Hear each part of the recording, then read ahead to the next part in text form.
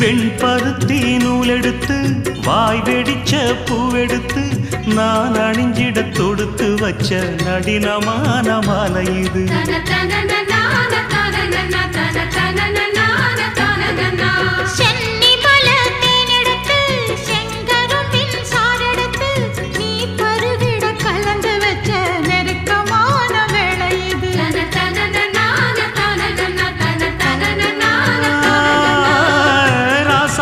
உடம்பிருக்கும் ரவிக்க துணி நானாக அன்னாடம் சூடி கொண்ட ஆசை வச்சாகாதா.